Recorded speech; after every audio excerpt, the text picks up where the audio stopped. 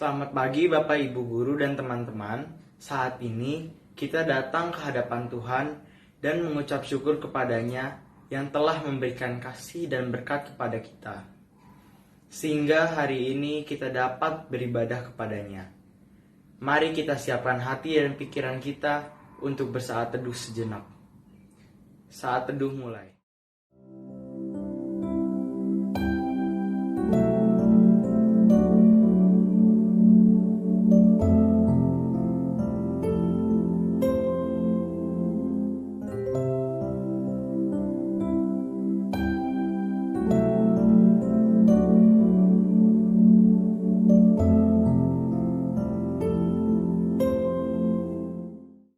Saat teduh selesai. Allah Maha Baik menyapa kita dengan kebaikannya setiap hari. Mari kita datang kepada Allah dan sambut kehangatan kasih-Nya. Allah Maha Baik mengulurkan tangan kasih-Nya untuk menolong kita. Mari kita menyembah Allah, Sang Maha Baik. Terpujilah Allah, Sang Maha Baik. Mari kita pujikan lagu Jangan Lelah.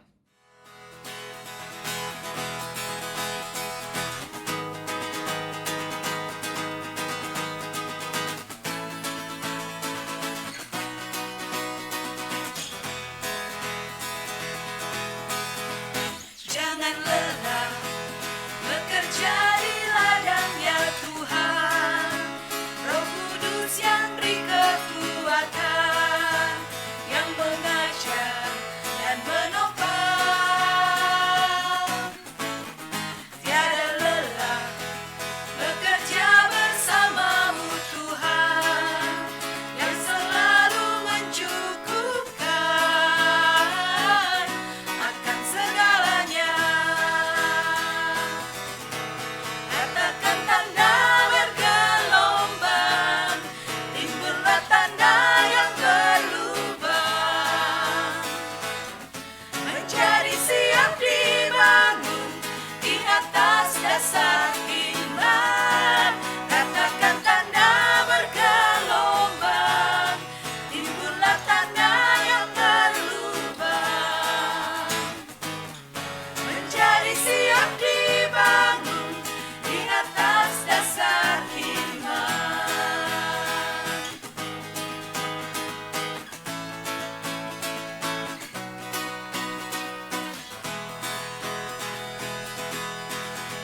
Jangan lelah bekerja di ladangnya Tuhan, Roh Kudus yang beri kekuatan, yang mengajar dan menopang. Tiada lelah bekerja bersamamu Tuhan, yang selalu mencukupkan akan segalanya. Katakan tanda bergelombang, timbullah tanda yang berlubang, menjadi siap dibangun di atas dasar iman. Katakan tanda bergelombang, timbullah tanda yang berlubang, menjadi siap dibangun di atas dasar iman.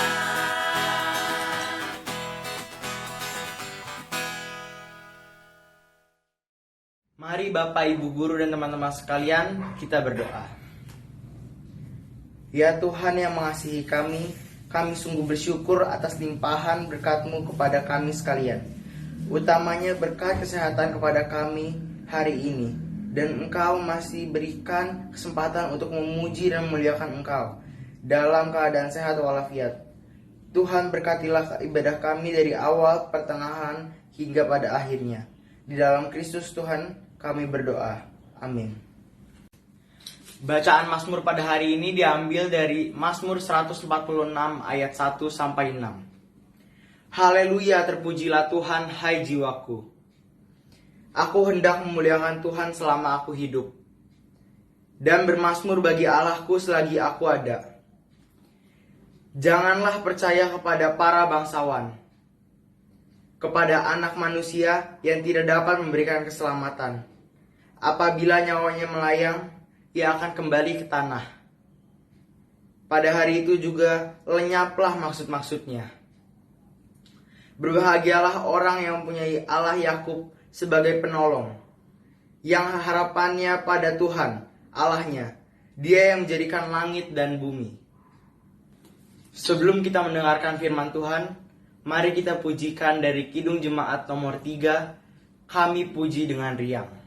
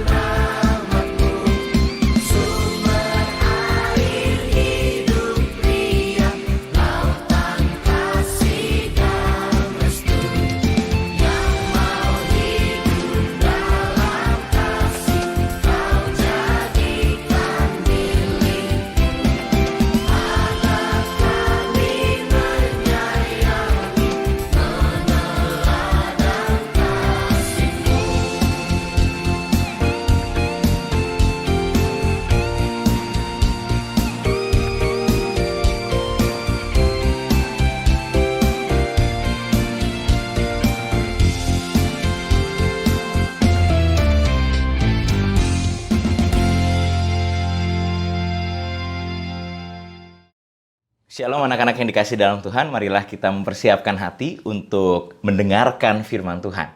Oleh karena itu, Pak Pendeta mengajak kita bersama-sama bersatu di dalam doa. Mari kita berdoa. Ya Tuhan, kami bersyukur di pagi ini, kami boleh berjumpa dengan Tuhan melalui ibadah yang boleh dilakukan bersama. Walaupun jarak kami terpisah, tetapi kami mau percaya bahwa hati kami disatukan Tuhan. Sehingga kami tetap mengalami sapaan indah dari Tuhan, yang memampukan kami dan menolong kami untuk tetap bertahan di tengah-tengah kondisi zaman yang tidak menyenangkan dan yang membuat kami tidak jarang tiba pada kebosanan dan kecemasan. Tetapi kami yakin melalui firman Tuhan ada kekuatan baru, melalui firman Tuhan ada berkat pemeliharaan, sehingga kami tidak pernah terjebak dalam kondisi dan suasana hati yang menyedihkan. Ya Bapak, saat ini kiranya kuasa Roh Kudus-Mu berkuasa atas kami, baik pada hamba-Mu yang hendak menyatakan firman sesuai dengan kehendak Tuhan, dan kepada jemaat Tuhan melalui anak-anak SMPK 4 yang boleh hadir dan guru-guru yang boleh terlibat. Ya Bapak, kiranya damai sejahtera Tuhan boleh menyertai setiap kami dalam pewartaan firman ini. Hanya di dalam nama Tuhan Yesus Kristus kami telah berdoa dan berserah. Amin. Saya mengajak teman-teman semua dan Bapak Ibu Guru untuk membuka bagian bacaan dari Galatia pasal 5 ayat 16 sampai 25. Saya mengajak kita untuk membuka Galatia pasal 5 ayat 16 sampai 25. Jika sudah mendapatkan bagian bacaan ini, marilah kita memfokuskan pada pembacaan ini. Lembaga Alkitab Indonesia memberikan judul Hidup Menurut Daging atau Roh. Maksudku ialah hiduplah oleh roh, maka kamu tidak akan menuruti keinginan daging. Sebab keinginan daging berlawanan dengan keinginan roh, dan keinginan roh berlawanan dengan keinginan daging. Karena keduanya bertentangan, sehingga kamu setiap kali tidak melakukan apa yang kamu kehendaki. Akan tetapi, jikalau kamu memberi dirimu dipimpin oleh roh, maka kamu tidak hidup di bawah hukum Taurat. Perbuatan daging telah nyata, yaitu percabulan, kecemaran, hawa nafsu, penyembahan berhala, sihir, perseteruan, perselisihan, iri hati, amarah, kepentingan diri sendiri, pencideraan, roh pemecah, kedengkian, kemabukan, pesta pora, dan sebagainya. Terhadap semuanya itu kuperingatkan kamu, seperti yang telah kubuat dahulu, bahwa barang siapa melakukan hal-hal yang demikian, ia tidak akan mendapat bagian dalam kerajaan Allah. Tetapi buah roh ialah kasih, sukacita, damai, sejahtera, kesabaran, kemurahan, kebaikan, kesetiaan, kelemah lembutan, penguasaan diri. Tidak ada hukum yang menentang hal-hal itu. Barang siapa menjadi milik Kristus Yesus, ia telah menyalibkan daging dengan segala hawa nafsu dan keinginannya. Jikalau kita hidup oleh roh, baiklah hidup kita juga dipimpin oleh roh. Demikian pembacaan Alkitab kita. Yang berbahagia adalah setiap kita yang membaca Alkitab ini dan melakukan di dalam hidupnya. Haleluya. Jemaat yang dikasihi Tuhan, anak-anak yang Tuhan cintai dan Bapak Ibu Guru yang Tuhan kasihi, Shalom. Saat ini kita akan merenungkan sebuah tema, yaitu berhala modern. Apa itu berhala modern? Ini menarik. Mungkin di antara kita ada yang berpikir, masa sih masih ada berhala?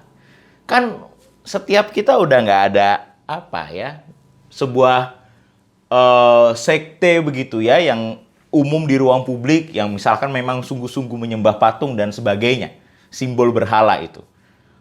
Kalau misalkan udah nggak ada, lalu apa berhala modern itu?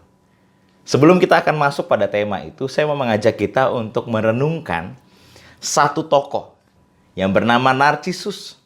Narcissus terlahir dengan postur tubuh yang atletis, memiliki wajah yang tampan. Pokoknya ganteng sekali lah. Misalnya dulu pernah ada artis Amerika begitu ya, yang ganteng banget tuh, Channing Tatum. Wah, kurang lebih coba kita bayangkan Narcissus kurang lebih tampannya, atletisnya, gantengnya seperti Channing Tatum itu. Nah, persoalannya ketika Narcissus ini yang terkenal saat itu dengan tubuh yang atletis, memiliki wajah yang tampan, membuat banyak gadis tergoda, dan tidak sedikit pula yang jatuh cinta kepadanya. Tetapi sayangnya, Narcissus ini tidak mampu jatuh cinta juga terhadap perempuan-perempuan atau gadis-gadis yang mencintainya. Bahkan Narcissus cenderung tidak mempedulikan gadis-gadis yang mencintainya itu. Kenapa? Karena Narcissus ternyata memiliki hobi berkaca, dan dia lama-lama menikmati wajah dan paras yang ganteng itu. Wajah dan paras yang memikat, tampan, dan tubuh yang atletis itu. Sehingga dia cukup sering bahkan menatap wajahnya sendiri kurang lebih di permukaan air danau yang ada di dekat kediamannya. Hampir setiap hari, bahkan hampir setiap detik, hampir setiap jam, ia melihat-lihat ke permukaan danau itu. Karena kalau permukaan danau atau permukaan air biasanya memantulkan suatu benda begitu ya, seperti cermin sekarang. Cuman dulu cermin tidak sebanyak sekarang. Bahkan mungkin dulu kecenderungan memakai cermin itu sedikit sekali. Sehingga kalau mau berkaca ya harus lihat permukaan air, dan saat itu Narcissus melihatnya di permukaan danau di dekat kediamannya. Dia melihat wajahnya, oh luar biasa, parasku ini tampan sekali, tubuhku kotak-kotak. Ceritanya begitu ya. Nah, sampai akhirnya Dia tidak bisa mengarahkan hati untuk orang-orang di sekitarnya.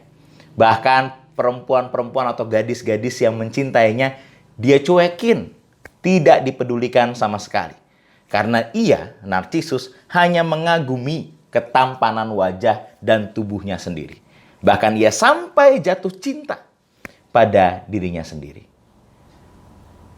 Saking cintanya, dan ia melihat wajahnya sendiri, mengagungkan dirinya sendiri di permukaan kolam atau permukaan danau itu, sampai akhirnya dia tercebur ke dalam danau itu, tenggelam dan mati.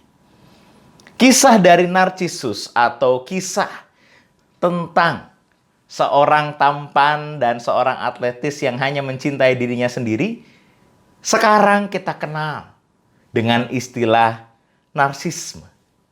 Sehingga orang-orang terlalu berlebihan. Kebanyakan selfie misalkan. Orang-orang terlalu berlebihan. Menunjukkan ketampanan atau kecantikannya. Berlebihan ya. Bukan berarti tidak boleh.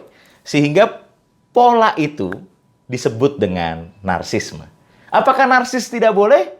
Oh, narsis boleh. Jika waktunya secukupnya. Karena Tuhan menganugerahkan wajah yang tampan. Tuhan menganugerahkan wajah yang cantik.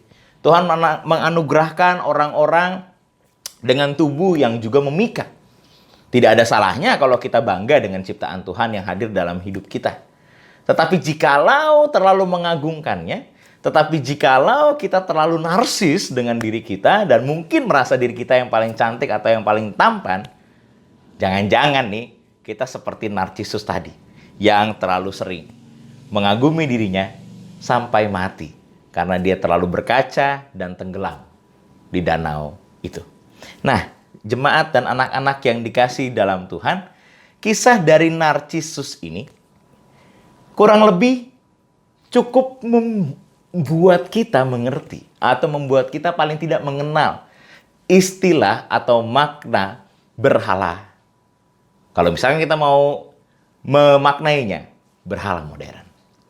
Karena berhala itu bukan sekarang ya, berhala modern itu bukan bicara soal patung yang kita sembah atau sosok lain di luar Allah, di luar Tuhan, bukan itu saja. Tetapi berhala modern itu bicara tentang sejauh mana membuat kita terikat padanya. Tidak harus menyembahnya sebagai Tuhan, tetapi kita seolah-olah tidak bisa pergi darinya atau bahkan kita memberi diri untuk itu sehingga kita terjebak dan hidup kita sia-sia oleh karena kita memberi diri untuk itu. Sebagai contoh, Narsisus memberi diri untuk menatap dan mengagumi ketampanan dan atletis tubuhnya itu. Berkaca setiap detik, berkaca setiap waktu. Sampai akhirnya dia tenggelam karena terpleset, karena terlalu mendekatkan diri pada permukaan air itu. Dan hidupnya mati sia-sia. Padahal dia banyak yang suka ceritanya saat itu. Nah, lalu bagaimana dengan Anda dan saya, anak-anak Tuhan, bahkan ibu bapak guru yang hadir saat ini? Bukankah setiap kita pun juga secara tidak sadar maupun sadar punya, tanda kutip, berhalanya masing-masing. Berhala bicara soal apa? Berhala modern bicara tentang apa tadi? Ketidakmampuan kita untuk menahan diri dalam memberi diri pada sesuatu yang berlebihan. Sebagai contoh, bagi anak-anak muda, bagi anak-anak yang dikasihi Tuhan, setiap kita bisa jadi edik, kecanduan yang berlebihan pada TikTok misalkan. Dikit-dikit joget gitu ya dan sebagainya. Apakah nggak boleh main TikTok, Pak Pendeta? Ya boleh, silahkan. Tetapi ketika hari-hari kita hanya habis untuk TikTok, bukankah itu akhirnya bisa menjadi berhala modern untuk kita? Demikian juga dengan Instagram misalkan. Kita yang tadinya hanya lihat beberapa postingan teman, lama-lama jadi explore, nggak kerasa ketika lihat jam sudah 2-3 jam lebih misalkan. Atau di antara kita berlebihan menghabiskan waktu di YouTube misalkan.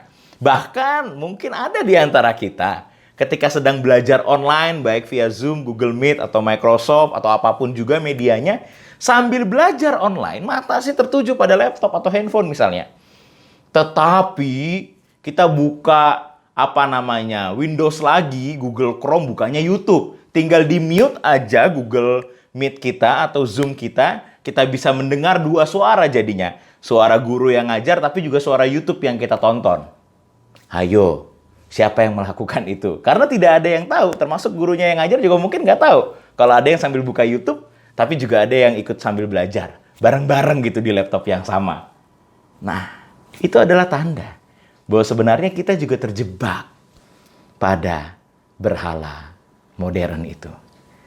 Atau mungkin di antara kita ada yang tidak mampu melepaskan diri ketika bermain game online. Waktunya berlebihan untuk main Dota, Mobile Legends, Free Fire, PUBG, atau bahkan main PlayStation. Bukankah kita punya banyak waktu yang baik yang membuat kita bisa mengendalikan diri untuk memilih kapan saya bermain, kapan saya tidak. Kapan saya mau explore sosial media, kapan tidak. Disinilah pentingnya Roh Tuhan menguasai kita. Kenapa ini menjadi penting? Karena roh itu yang memampukan kita mengendalikan diri. Roh itu yang memampukan kita untuk melihat mana yang terbaik buat kita menurut Tuhan. Bukan menurut kita sendiri. Mari saya mengajak kita untuk kembali pada teks ini. Rasul Paulus membagi dua bagian untuk mendefinisikan sejauh mana kita bisa terarah hidupnya pada Tuhan dengan benar. Dia menunjukkan ada makna kedagingan. Yang pertama, kedagingan di sini teman-teman bisa lihat dari ayat 19 sampai ke ayat 21. Bicara tentang ciri-ciri kedagingan. Saya bacakan. Perbuatan daging telah nyata, yaitu percabulan, kecemaran, hawa nafsu, penyembahan berhala, sihir, perseteruan, perselisihan, iri hati, amarah, kepentingan diri sendiri, pencederaan, roh pemecah, kedengkian, kemabukan, pesta pora, dan sebagainya. Terhadap semua itu, kuperingatkan kamu. Baik ya, Rasul Paulus menurut saya. Dan bagian-bagian definisi ini, ya memang tidak ada TikTok tuh, nggak ada di sini Pak Pendeta ya. Instagram, YouTube nggak ada, Mobile Legends gitu ya, PUBG nggak ada. Memang bukan itu makna keberhalaannya. Tapi bicara tentang apa? Kita tidak mampu mengendalikan diri ketika kita terlalu lama main sosial media dan game. Bahkan mungkin kita menimbulkan perselisihan di sosial media. Ayo, siapa di sini yang punya second account? Baik di YouTube atau mungkin di Instagram atau mungkin di sosial media lain. Second account untuk apa kalau punya?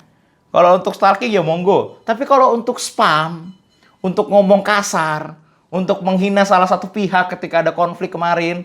Contoh misalnya konflik Eriko Lim sama Jessica Jane misalnya. Ayo, siapa yang punya second account terus bantai-bantain itu, peristiwa kesalahan itu. Karena apa? Jangan-jangan kita juga terlibat dalam perselisihan, amarah. Ya, second account itu jangan-jangan dipakai untuk menebar perselisihan, menebar amarah, meningkatkan perseteruan. Bukankah itu makna kedagingannya? Bukankah itu tanda kutip makna berhalanya? Lalu bagaimana dong? Rasanya kita diajak untuk terarah pada roh Allah. Roh Tuhan yang menguduskan kita ketika kita sadar bahwa kita memang tidak mampu atau sulit mengendalikan diri untuk menahan diri dari godaan kedagingan. Ya dong. Punya second account nggak ada masalah. Itu sangat dibolehkan sekali. Kadang-kadang mungkin perlu lah. Kadang-kadang ya. Tapi kalau second account-nya dilakukan untuk menebar kebencian. Second account-nya dilakukan untuk menebar atau meningkatkan amarah. Kedengkian. Lah, jangan-jangan kita memang dikuasai oleh kedagingan tadi. Maka, anak-anak yang dikasih dalam Tuhan, Bapak Ibu Guru, kita coba melihat apa sih makna hidup di dalam roh itu. Bagaimana sih cara kita untuk melepaskan atau terbebaslah dari berhala modern. Saya mengajak kita untuk lihat ayat 22 sampai 23. Roh bicara tentang apa? Kasih, sukacita, damai sejahtera, kesabaran, kemurahan, kebaikan, kesetiaan, kelemah lembutan. Yang terakhir menurut saya ini juga penting sekali. Penguasaan diri. Ketika kita mampu menguasai diri oleh karena roh Allah yang diam di dalam Anda dan saya, maka hal-hal yang tadi bisa kita lakukan. Pengendalian waktu bisa kita kerjakan. Menahan diri dari amarah atau godaan untuk menebar amarah bisa terjadi. Ketika roh Allah memang hadir dalam kita, dan itu roh itulah yang membuat kita mampu mengendalikan diri. Bagaimana caranya? Maka arahkanlah hatimu pada Tuhan di dalam doa. Doa mungkin remeh bagi kita yang tidak beriman teguh di dalam doa. Tetapi doa besar kuasanya jika dengan sungguh-sungguh didoakan. Mungkin Anda dan saya di antara kita ada yang bosan karena tidak mampu melepaskan diri dari game online misalnya. Karena di rumah terus begitu ya. Jadi mau nggak mau game lagi, sampai tiba pada waktu kita sangat bosan. Pengennya sih udahan gitu ya. Atau melakukan hal yang lain yang lebih berharga. Misalkan olahraga kayak atau melakukan apa begitu ya. Lalu bagaimana caranya? Doalah. Berserahlah pada Tuhan agar di dalam doa itu kita mampu senantiasa diingatkan untuk memiliki penguasaan diri. Karena secara sederhana dalam dunia psikologis itu ada dua hal. Teman-teman bisa lihat gambarnya di sebelah kanan saya. Ada yang dinamakan dengan circle of control dan circle of not control. Apa yang dimaksud dengan circle of control? Circle of control itu bicara tentang positive attitude, hal positif yang bisa saya lakukan. Hal positif yang bisa saya lakukan ketika saya mau membatasi diri atau limiting my social media. Ada waktunya. Oh, jam segini sampai jam segini saya mau melihat sosial media udah cukup. Atau kalau perlu kalau mau serius ya, menahan diri, set alarm kurang lebih 1 jam misalnya. Andai kata kita memulai dari jam 10 pagi, terus jam 11 sudah berakhir deh main kita untuk sosial media, andai kata begitu ya. Nanti kan alarmnya bunyi, oh tandanya saya harus selesai, saya mau melakukan yang lain. Jadi kita yang harus mengontrol diri kita. Janganlah tergoda untuk hal lain yang muncul menggoda kita. Lalu apa? Apa yang bisa kita lakukan? Kebaikan saya dan anugerah yang bisa saya coba lakukan. Bukankah itu juga circle of control? I can control. Saya bisa mengontrol itu. Ya, lalu saya menemukan finding fun things to do at home. Saya menemukan sesuatu yang menyenangkan di rumah. Oke. Di TikTok katanya banyak orang yang belajar masak, resepnya menyenangkan. Ya monggo. Coba belajarlah masak di rumah. Mungkin dengan itu teman-teman bisa jadi jualan. Tidak sedikit remaja dan pemuda di GKP Bekasi tempat saya melayani sekarang jualan. Jualan sushi misalnya. Ternyata buat sushi katanya nggak terlalu sulit. Tinggal kita aja mau atau enggak untuk memulainya. Lalu ada yang jualan babi panggang begitu ya. Dengan pola-pola atau metode-metode masak tertentu begitu. Yang bisa dia temukan di YouTube. Nah, bukankah itu malah menghasilkan uang tuh? Malah membuat kita lebih produktif tuh. Ya, sambil di rumah belajar masak, melakukan yang terbaik. Itu bisa dikontrol. Sehingga kita tidak sosial media terus. Sehingga kita tidak main game terus, tapi kita bisa melakukan yang lain. Kalau bosan belajar, misalnya, belajar masak misalnya. Kalau misalkan udah belajar selesai waktunya, ya udah bersepeda atau olahraga sedikit gitu ya. Sehingga ada aktivitas positif yang bisa kita lakukan dan itu bisa kita kontrol. Sehingga berhala modern tidak menguasai kita. Tetapi kita yang berkuasa atasnya karena roh Tuhan yang memenuhi kita. Maka marilah teman-teman yang dikasihi Tuhan dan Bapak Ibu Guru yang hadir saat ini. Bukankah anugerah yang terbaik adalah ayat 25. Jikalau kita hidup oleh roh, baiklah hidup kita juga dipimpin oleh roh.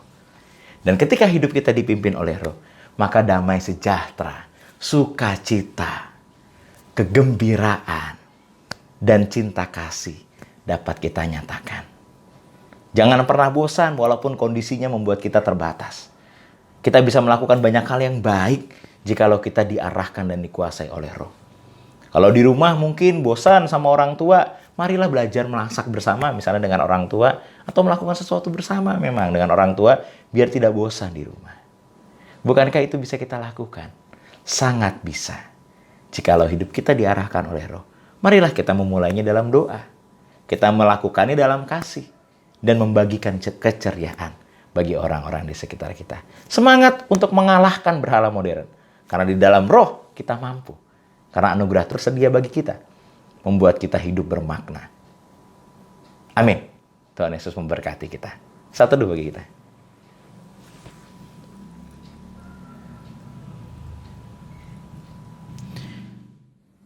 Mari kita merespon firman Tuhan pada hari ini dengan memuji Tuhan dari NKB 133, syukur padamu ya Allah.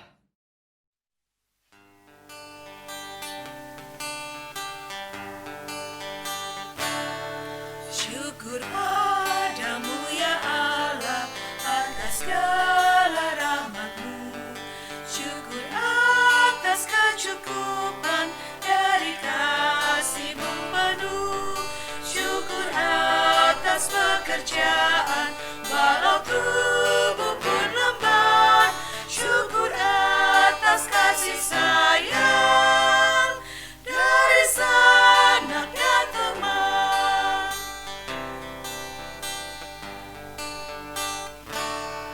Syukur atas bunga mawar, harum indah tak terperi.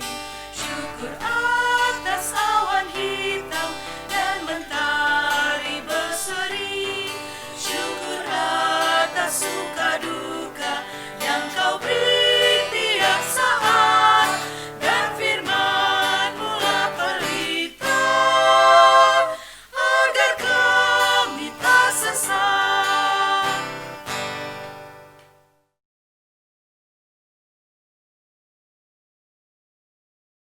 Teman-teman yang dikasihi dalam Tuhan, mari saat ini kita akan berdoa syafaat. Pak Pendeta mengajak teman-teman semua untuk mengarahkan hati pada Tuhan, sehingga kita dikuasai oleh Roh Allah. Begitu, marilah kita bersatu di dalam doa syafaat. Marilah kita berdoa. Ya Tuhan, kami bersyukur atas firman yang sudah kami dengar. Firman Tuhan yang mengajak kami untuk menguasai diri dan dikuasai oleh Roh Tuhan, tidak oleh kedagingan kami.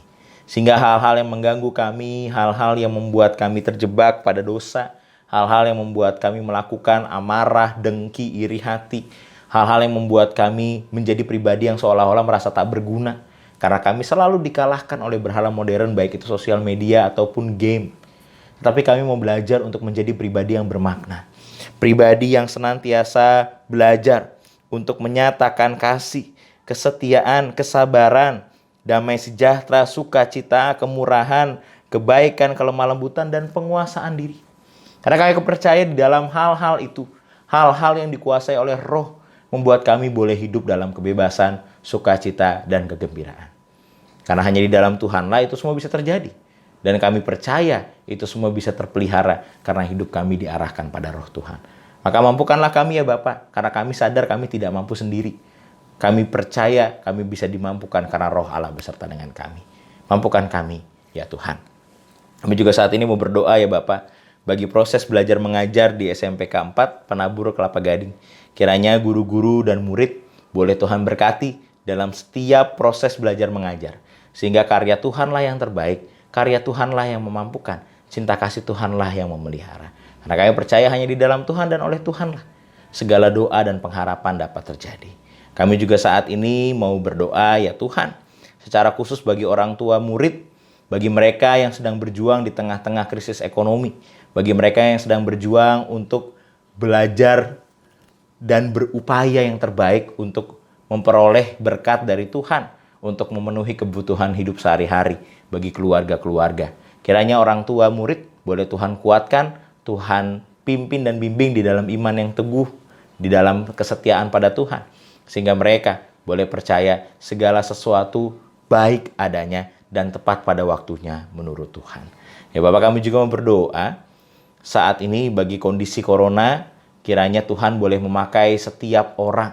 Tuhan memakai pemerintah, Tuhan memakai siapapun juga untuk berkarya dan berjuang memutus tali persebaran virus corona. Bahkan kehidupan boleh kembali pulih, berjalan kembali, dan kerinduan kami untuk belajar di sekolah dapat terjadi. Tapi semuanya itu boleh terpelihara, boleh nyata ketika setiap kami berserah penuh dan karya Tuhanlah yang menyempurnakan kami. Ya Tuhan, kami juga saat ini mau berdoa bagi orang-orang yang sudah Tuhan pilih untuk memperjuangkan vaksin yang diharapkan di akhir tahun ini atau awal tahun depan sudah boleh dibagikan dan sudah boleh diimunkan atau diimunisasikan kepada bangsa Indonesia, masyarakatnya, sehingga bangsa Indonesia ini boleh tangguh untuk menghadapi virus corona. Tetapi kiranya masyarakat juga boleh memiliki kesadaran untuk mengendalikan diri dan menjalani hidup melalui protokol kesehatan yang telah disepakati. Karena kami sekali lagi hanya percaya pada cinta kasih Tuhan yang memelihara. Ya Tuhan, saat ini kami juga mau berdoa dengan sungguh agar Tuhan memulihkan kondisi Beirut, Lebanon yang mengalami bencana ledakan yang membuat pelabuhan dan ibu kota itu hancur karena ledakan yang begitu dahsyat. Kiranya Tuhan memakai setiap orang untuk memulihkan bangsa itu dan memulihkan orang-orang yang terluka karena peristiwa itu. Dan bahkan kiranya Tuhan juga boleh mengetuk pintu hati setiap orang yang masih mencari kekuasaan di tengah-tengah bencana itu. Karena kami hanya percaya bahwa cinta kasih Tuhan yang berkuasa dan dapat mengubah sesuatu yang tidak mampu kami ubah. Dan kami mau percaya Tuhan mampu mengubah hati orang-orang yang terlalu ambisius akan kekuasaan. Boleh Tuhan ketuk pintu hatinya, sehingga mereka boleh dipulihkan dan menyadari bahwa kemanusiaan jauh lebih penting daripada kekuasaan. Ya Tuhan, kami juga mau berdoa bagi bangsa dan negara kami, baik dalam kondisi ekonomi dan dalam kondisi keamanan. Kiranya Tuhan juga boleh memulihkan bangsa kami, sehingga segala sesuatu boleh berlangsung dan berjalan dalam perlindungan Tuhan. Inilah doa kami ya Bapa. Kami nyatakan kepadamu dengan sungguh-sungguh dan dengan kesadaran bahwa di dalam doa ini cinta kasih Tuhan memulihkan kami. Hanya di dalam nama Tuhan Yesus Kristus kami telah berdoa. Amin. Bapak, Ibu Guru, dan teman-teman yang terkasih, mari kita bertekad untuk terus hidup dalam Tuhan agar nama Tuhan dipancarkan melalui kehidupan kita. Kita pujikan lagu Aku Tuhan Semesta dari PKJ 177.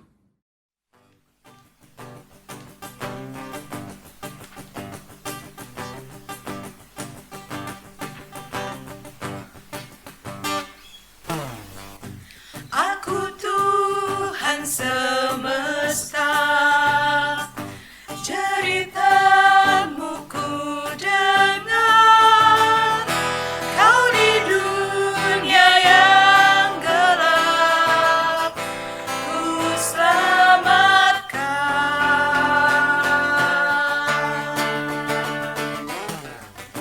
Akulah pencipta terang, malam jadi benderang.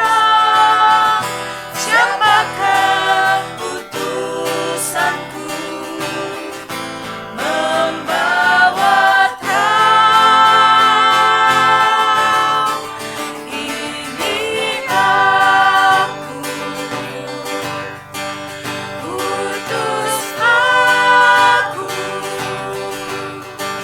Ku dengar Engkau memanggilku, utus aku,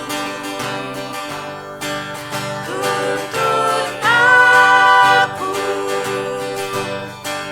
ku prihatin akan umatmu.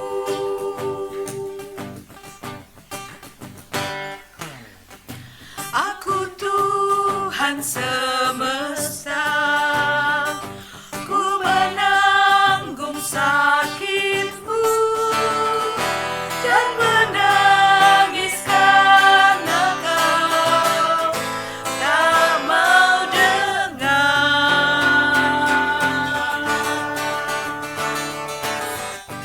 Kan ku robah hatimu yang keras jadi lembut. Siapa bawa firmanku, utusanku. Ini aku, utus aku. Ku dengar Engkau memanggilku, utus aku, tuntun aku, ku prihatin akan umatmu.